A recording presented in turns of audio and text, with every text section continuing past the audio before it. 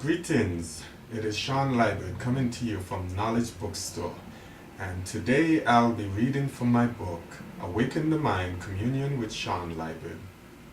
And today's reading will be taken from Building Your Library One Book at a Time. And this section is basically a section where I share my views on certain books that has influenced my life and books that I think should be in everyone's library. So the first one that I'll be doing here is Building Your Library One Book at a Time, featuring Marcus Garvey. Marcus Garvey journeyed to the United States in an effort to meet Booker T. Washington, the founder of Tuskegee. After reading Booker T. Washington's book Up From Slavery, Garvey was inspired. Unfortunately, by the time he actually made it to the United States, Washington had died. Marcus Garvey went on to build a mass movement amongst African Americans, advocating the return of Africa to the Africans and people of African descent. This brother was a fireball, a great orator, and one of the greatest Pan-Africans ever. Although Marcus Garvey was in federal prison by 1926, his movement in the 5 years previous had a fantastic lifespan. Many would argue that Marcus Garvey failed. I know that he did not, for I am benefiting from his great legacy at this very moment. Marcus had a genuine love for African people in Africa. If you don't know anything about this great African, I would recommend reading the philosophies and opinions of Marcus Garvey, Message to the People and Race First. Here is an opportunity for a little taste of Garvey's passionate attempts at inspiring a once great race back to its greatness. To read the histories of the world, peoples and races, written by white men, would make the Negro feel and believe that he never amounted to anything in creation.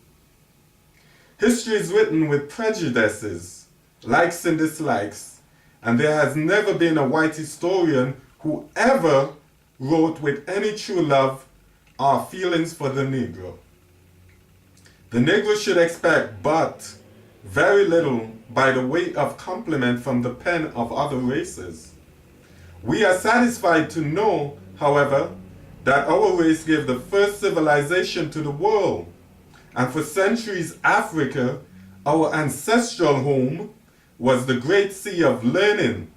And when black men, who were only fit then for the company of the gods, were philosophers, artists, scientists, and men of vision and leadership, the people of other races were groping in savagery, darkness, and continental barbarism.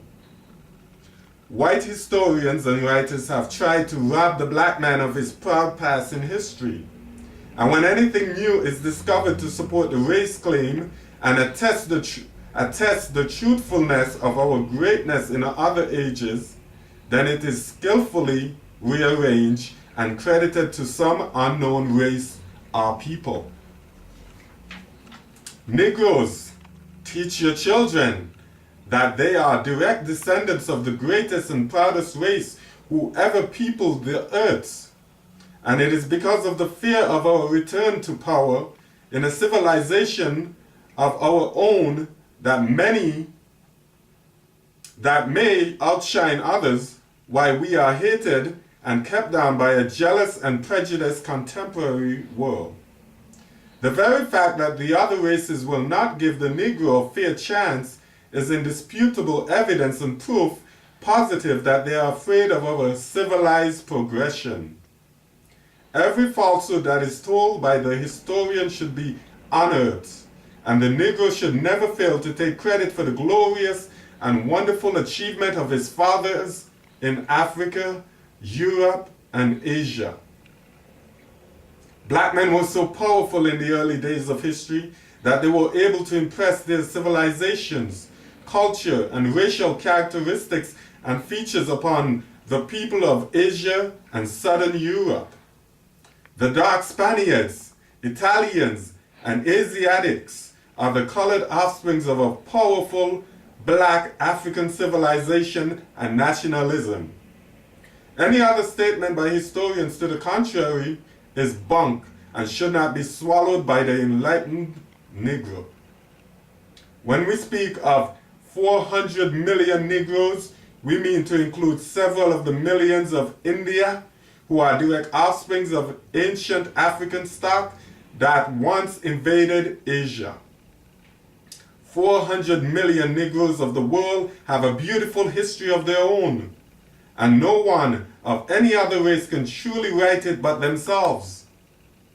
Until it is completely and carefully written for the guidance of our children and ourselves, let us think it.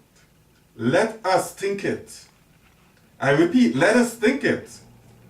The white man's history is his inspiration, and he would be untrue to himself and negligent of the rights of his prosperity to subordinate it to others, and so also of the Negro.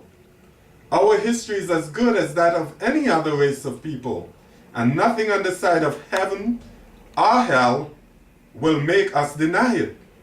The false treaties, essays, speculations, and philosophies of others notwithstanding.